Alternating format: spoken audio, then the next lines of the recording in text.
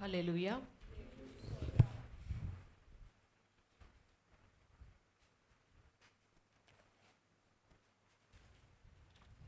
అపోస్తులుడైన పౌలు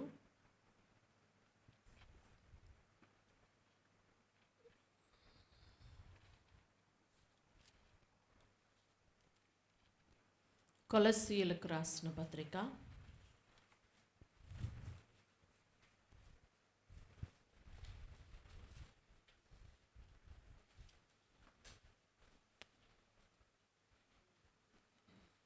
4వ అధ్యాయము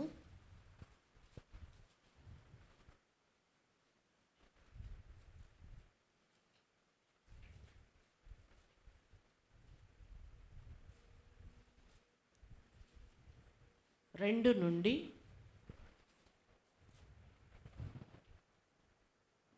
6 వరకు చదువుకుందాం. ప్రార్థన యందు నిలకడగా ఉండి కృతజ్ఞత గలవారై దాని యందు మెలకువగా ఉండుడి. మరియు నేను బంధకములలో ఉంచబడుటకు కారణమైన క్రీస్తు మర్మమును గూర్చి నేను బోధింపవలసిన విధముగానే ఆ మర్మమును వెల్లడిపరచునట్లు వాక్యము చెప్పుటకు అనుకూలమైన సమయము దేవుడు దయచేయవలనని మా కొరకు ప్రార్థించుడి. సమయము పోనీయక సద్వినియోగం చేసుకొనుచు సంగమునకు వెలుపటి వారి ఎడల జ్ఞానం కలిగి నడుచుకొనుడి. ప్రతి మనుష్యునికి ఏలాగు ప్రత్యుత్తరం ఇయ్యవలెనో అది మీరు తెలుసుకొనుటకై మీ సంభాషణ ఉప్పు వేసినట్టు ఎల్లప్పుడూ రుచిగలదిగాను కృపాసహితముగాను ఉండనీయుడి. ప్రార్థన. పరిశుద్ధము నిష్కళంకమైన యేసయ్య రక్తం ద్వారా తండ్రి మీ సన్నిధిలో ప్రార్థన చేస్తూ ఉన్నాం. ఈ వాక్య భాగములలో నుండి మీరు మాతో మాట్లాడమని, మమ్మను మీ సన్నిధిలో స్థిరపరచమని, మీరు మహిమ పొందమని యేసు నామములో అడిగి పొందుకొని ఉన్నాము తండ్రి. ఆమేన్. ప్రార్థన యందు నిలకడగా ఉండి కృతజ్ఞత గలవారై దాని యందు మెలకువగా ఉండుడి. ప్రార్థన యందు నిలకడగా ఉండాలి. చాలాసార్లు చాలా తరచుగా గమనించే విషయం ఏంటంటే, ఆరంభంలో ఉన్న ఆసక్తి అంతానికి వచ్చేటప్పటికి ఉండదు, తగ్గిపోతూ ఉంటుంది. ఏదైనా ఒక దానిని క్రమంగా చేయడం అనేది చాలా గొప్ప సంగతి. నిలకడగా అని దాన్ని అంటారు అన్నమాట. ఇప్పుడు సంవత్సరంలో ఎప్పుడో ఒక 10 రోజులు ఉపవాస ప్రార్థనలు పెడితే వాటికి అత్యుత్సాహంగా పాల్గొనడం వేరు. ప్రతి వారంలో ప్రతి శుక్రవారమో శనివారమో జరిగే విజ్ఞాపన కూడికకు అలాగున రావడం వేరు. మీరే ఒకసారి మిమ్మల్ని మీరు గురించి ఆలోచన చేసుకోండి. నేను కూడా చాలాసార్లు ఈ విషయాలన్నీ కూడా సంఘంలో గమనిస్తూనే ఉంటాను. మనుషులలో కూడా సహజంగా ఇలాంటివి ఉంటాయి. అందుకనే దేవుడు ఏం చెప్తూ ఉన్నాడంటే, ప్రార్థన యందు నిలకడగా ఉండి. ప్రార్థనలో నిలకడగా ఉండాలి అంటే, ప్రార్థన అనేది క్రమశిక్షణ కలిగిన రెగ్యులర్గా జరిగేదిగా ఉండాలి. ఇది దేవుడు కోరుకుంటున్న విషయం. ఇంకా మనకి తెలుసు కదండి, తెస్సలోనికీయులకు రాసిన దాంట్లోనైతే ఆయన అంటాడు, ఎడతెగక ప్రార్థన చేయుడి. 5:15 చివరిలో అంటాడు, ఎడతెగక ప్రార్థన చేయండి. ఎడతెగక ప్రార్థన చేయండి అనంటే, మనం ఎడతెగక చేసే పని ఏంటంటే గాలి పీల్చుకోవడం, గాలి వదిలేయడం కదా. అంటే ప్రార్థన అనేది అంతలా మన జీవితంలోకి రావాలి అనేది దేవుడు కోరుకుంటూ ఉన్నాడు. ప్రార్థన అంటే ఏంటంటే దేవునితో మన సంభాషణ. ప్రార్థన చేసేవాడు దేవుని ఎదుట నిలబడేవాడిగా ఉంటాడు, దేవుని ఎదుట జీవించేవానిగా ఉంటాడు. కనుక దేవుని ఎదుట బ్రతికేవానిగా, దేవుని ఎదుట నిలబడిన వానిగా, దేవుని ఎదుట జీవించేవానిగా ఒక వ్యక్తి అయ్యేటట్లుగా చేయగలిగే శక్తి ప్రార్థనకు ఉందండి కదా. మనము ఆ యొక్క గబ్రియేలు గురించి విన్నప్పుడు ఆయన తనను గురించి తాను ఏమని చెప్పుకున్నాడంటే, నేను దేవుని సముఖమున నిలుచు గబ్రియేలును అని అన్నాడు కదండి. ఇక్కడ ఏలియా కూడా ప్రవక్త తన గురించి తాను ఏమంటాడంటే, నేను ఎవని సమ్ముఖమందు నిలుచుచున్నాను అంటే అతడు ఎప్పుడు కూడా ఆ సెన్స్ కలిగి బ్రతికేవాడు అన్నమాట. తాను నిలబడింది దేవుని సముఖంలో, దేవుని ఎదుట అని. అలాగుననే అండి అబ్రహాము గురించి ఎలియాజర్ మాట్లాడినప్పుడు కూడా అంటాడు, ఏ దేవుని ఎదుట నా యజమానుడు జీవిస్తున్నాడో ఆ దేవుడు అంటాడు. అంటే ఎలియాజర్ గమనించాడు, అబ్రాహాము ఎవరి ఎదుట జీవిస్తున్నాడంటే దేవుని ఎదుట జీవిస్తున్నాడు అని చెప్పి కదండి. అంటే ఈ అనుభవాలు ఒకని జీవితంలో ఎలా కలుగుతాయి అని అంటే ప్రార్థన వల్లనే కలుగుతాయి. ప్రార్థనా స్థలమే, ప్రార్థనే దేవుడు మనం కలుసుకునేదిగా ఉంటుందండి. కనుకనే ప్రార్థన యందు నిలకడగా ఉండాలి. వ్యక్తిగత ప్రార్థన ఉండాలి, సంఘ ప్రార్థన ఉండాలి, సంఘ క్రమాలలో నిలబడాలన్నమాట. మనము ఏమంటారు, మెరుపు మెరిసిపోయినట్టుగా మన భక్తి ఉండకూడదు. ఎఫ్రాయిము గురించి దేవుడు అలా చెప్పి బాధపడడం కూడా మనకు తెలుసు కదండి. హోషేయ గ్రంథంలో ఉంటుంది, ఎఫ్రాయిము నీ భక్తి నిలువదు, మంచు ఎలాగైతే గడ్డి పరకల మీద నిలవకుండా వెళ్ళిపోతుందో అలాగున నీ భక్తి నిలవదు అని అంటాడు. జాగ్రత్త సుమ, భక్తి చేస్తున్నారు కానీ అది నిలబడేదిగా ఉండాలి. కాబట్టి మొట్టమొదట నిలకడగా ఉండేటట్టుగా చూసుకోగలగాలి. చాలాసార్లు మొదట బహుత్వరితముగా దొరికిన స్వాస్థ్యము తుదకు దీవెన నొందకపోదు అని ఉంటుంది. కొంతమందికి ఆరంభం అనేది చాలా హడావుడిగా హంగామాగా ఉంటుంది, కానీ కొంత సమయం తర్వాత అసలు వాళ్ళు కనపడరండి.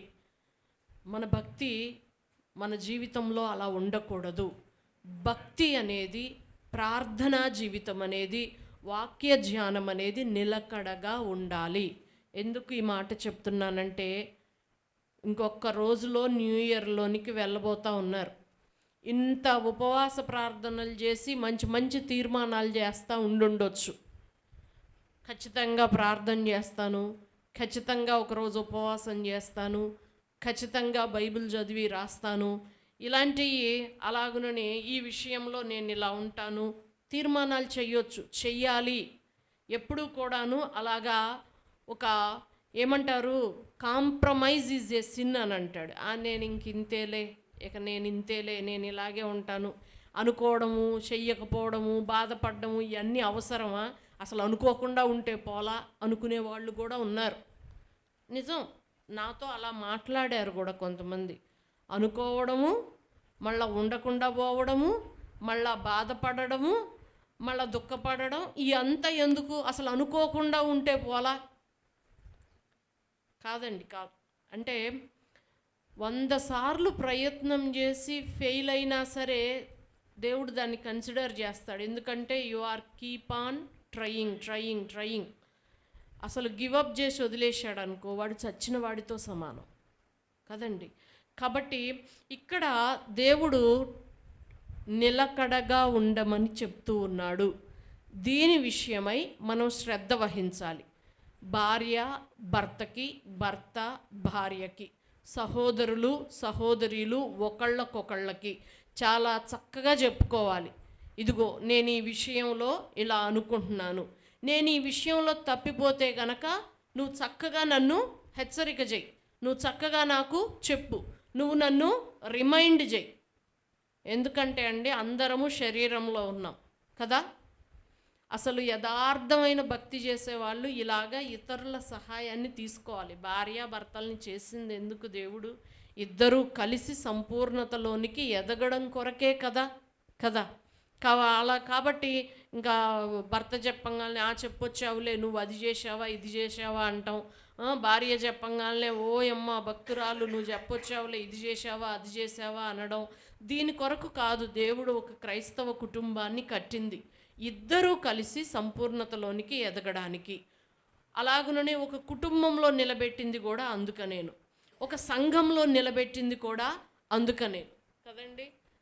నేను సాక్ష్యం చెప్పి మీ అందరిలో మీలో దాదాపు అందరితో నాకు మాట్లాడాలని ఉంది అని అంటే, నా దగ్గరకు వచ్చి నన్ను ఒక్కళ్ళు అడిగారు, మాట్లాడాలని ఉంది అన్నారు కదా, నాతో ఏమైనా మాట్లాడి చెప్పి సరిచేసేది కానీ ఏదైనా ఉందా నా దగ్గర అని చెప్పి నన్ను ఒకళ్ళు అడిగారు. తర్వాత ఇంకొకళ్ళు వచ్చి అడగలేదు కానీ అలా మాట్లాడి వెళ్ళిపోయారు.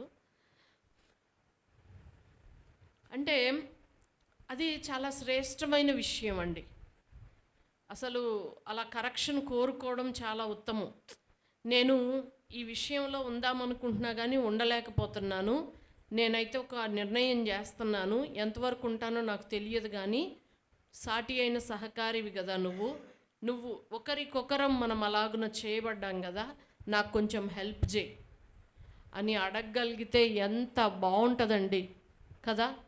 అలాగుననే సంఘం ఉండాలి, అలాగుననే కుటుంబం ఉండాలి. అసలు దైవజనులు కరెక్షన్ చేస్తేనే ఇష్టపడకపోతే ఇంకా సహోదరులు కరెక్షన్ చేస్తే ఊరుకుంటారా? ఎటుపోతుంది మన క్రైస్తవ భక్తి జీవితం? ఒకసారి ఆలోచన చెయ్యండి కదండి. ఏదైనా నాలో మీకు ఏదైనా కనిపించిందా చెప్పండి, నేను మార్చుకుంటాను అని అడగడానికే మనం ఇష్టం లేకపోతే ఎట్లాగండి? నేనైనా సరే, మొన్న పాస్టర్ గారు పైన ఒక వాక్యం చెప్పారు, నేను కిందకెళ్ళి నాకు అడిగిన, నాకు ఇది అర్థం కాలేదు, అసలు ఇది ఎలాగున జరుగుతుంది, దీన్ని గురించి నేను కరెక్ట్గా ఆలోచిస్తున్నానా లేదా కూడా నాకు తెలియడం లేదు, ఇది నాకు వివరంగా చెప్పండి అని చెప్పి నేను అడిగాను. ఎందుకంటే వాక్యం విన్నప్పుడు ఏదో సరదాగా వినడానికి కాదు కదా మనం ఉండేది, మనల్ని మనం సరిచేసుకోవడానికి, ఆ వాక్య ప్రకారంగా జీవించడానికి. వాక్యం అంటే ఏంటండి? అగ్ని వంటిది, వాక్యము సుత్తి వంటిది, వాక్యము చాకలి సబ్బు వంటిది. ఇవన్నీ ఏం చేస్తాయి? అగ్ని ఏమో సువర్ణంలో నుండి మలినాలను తీసేస్తుంది కదా, సుత్తి వంటిదంటే అది సరిచేస్తుంది. అలాగుననే సబ్బు వంటిది అంటే మరకలన్నిటినీ కూడా తీసివేస్తుంది. ఇవన్నీ కూడా వాక్యంలో మనం వింటూ ఉన్నప్పుడు జరగాలి కదా. ఇది వాక్యంలో జరగాలి, సహవాసంలో కూడా జరగాలి కదా. నిజంగా యథార్థంగా నేను దేవుని సముఖంలో దేవుని ఎదుట మంచిగా ఉండాలి అని చెప్పి గనక అనుకుంటే గనక ఖచ్చితంగా అండి, న్యూ ఇయర్కి ఇంకా అంటే 2 రోజులు ఉన్నాయి. మీరు ఒకరితో ఒకరు మాట్లాడుకోండి, సంప్రదించండి. ఏమైనా ఎందుకు అనంటే, ఏమైనా ఉంటే గనక చెప్పండి, మార్చుకుంటాము అనేది. ఇదంతా కూడా ఒక నూతన పరచబడిన అనుభవంతో మనము నూతన సంవత్సరంలోనికి వెళ్తే బాగుంటుందండి. ఇక్కడ ప్రార్థన యందు నిలకడగా ఉండి, ఇది మన జీవితాల్లోనికి రావాలి. యథార్థంగా ప్రార్థనలో ఎంతమందిమి నిలకడగా ఉంటాం? అనుకొని వారం రోజులు చేసి 8వ రోజు వదిలేయడం, లేదా 2 రోజులు చేసి 3వ రోజు వదిలేయడం, ఇలాగా జరుగుతుందా? లేకపోతే నిలకడగా మనం ఉంటున్నామా? ఒకసారి ఆలోచన చేసుకుందామండి. నిలకడగా ఉండి కృతజ్ఞత గలవారై దాని యందు మెలకువగా ఉండుడి. మనం దేవుడు మన జీవితంలో చేసిన మేళ్ళకి ఎంతవరకు ఆ మేలుకు తగినట్టుగా మనం బ్రతుకుతున్నాము. ఎందుకంటే అండి, ఇది చాలా చాలా ఇంపార్టెంట్ అయినది. ప్రార్థన ఎంతో, అంతకంటే ఇది కూడా చాలా ఇంపార్టెంట్ అయింది. ఆయన కృతజ్ఞత లేని వారికి ఆయన విముఖడిగా ఉంటాడు.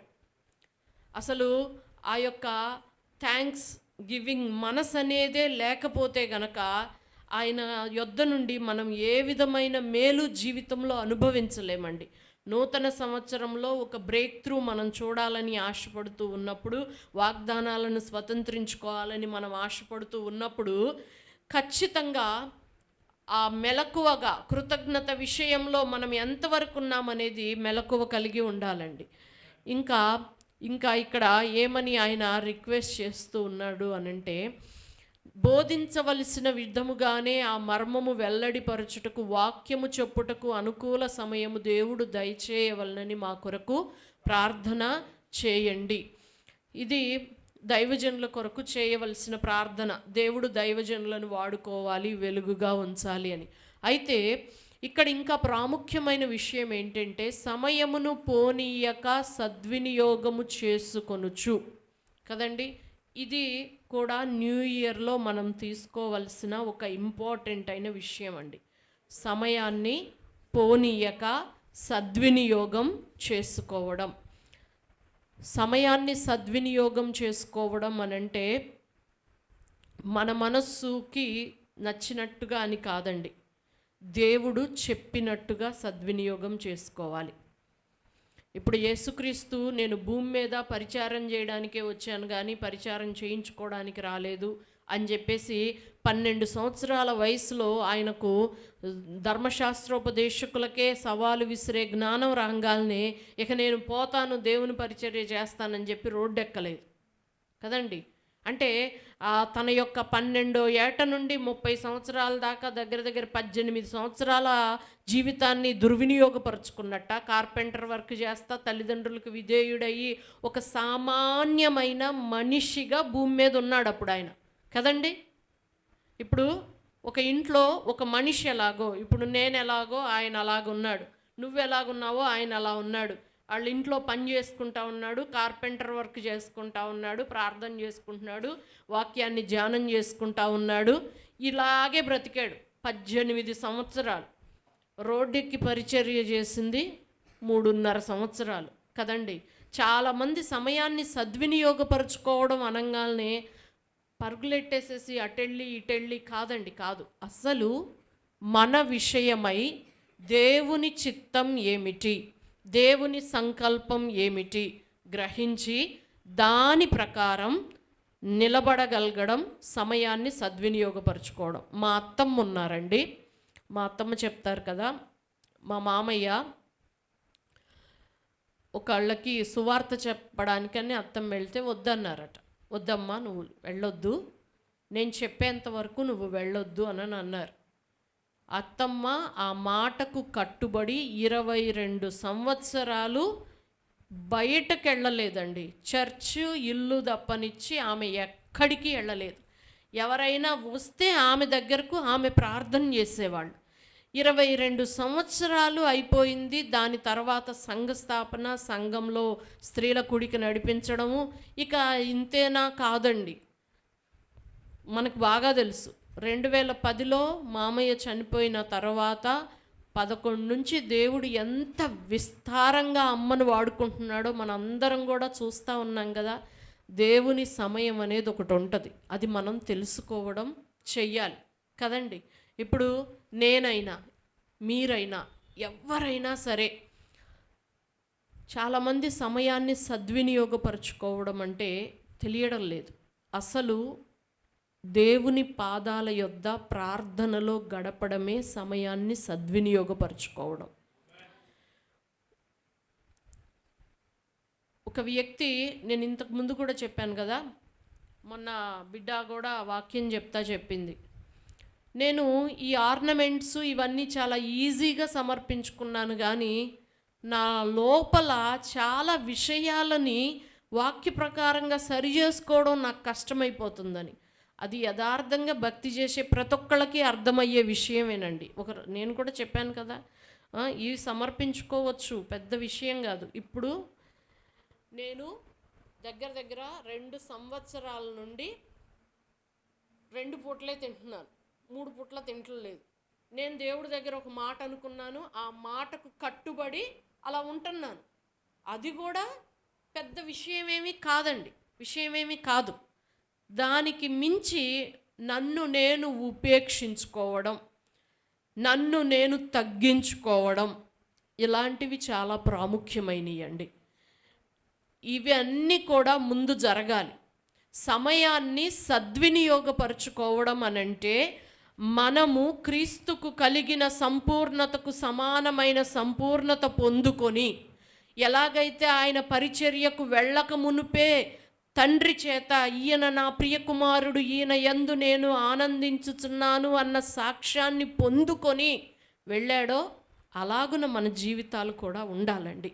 సమయాన్ని సద్వినియోగపరచుకోవడం అంటే ఆయనతో గడపడం. ఆయనతో గడిపితే మోషే 40 దినాలు 40 రాత్రులు కొండ మీద ఆయనతో గడిపితే ఆయన ముఖం మీద ప్రకాశం అనేది కనపడతా ఉందట. కొండ దిగి వస్తూ ఉంటుంటే ఆయన ముఖాన్ని వీళ్ళందరూ చూడలేకపోయారనమాట. ఆ తేజస్ అనేది కనపడతా ఉంది కదండి. ప్రార్థనా జీవితం అనేది చాలా చాలా ప్రాముఖ్యమైంది. మన వ్యక్తిత్వాన్ని క్రీస్తుకు సమానంగా బిల్డ్ చేసుకోవడం అనేది చాలా చాలా ప్రాముఖ్యమైంది. ఇది ఉంటే అండి ముందు మన కుటుంబము మన చుట్టుపక్కల అంతా సెట్ అవుతుంది. దాని తర్వాత దేవుడు మనల్ని ఖచ్చితంగా హెచ్చించి వాడుకుంటాడండి.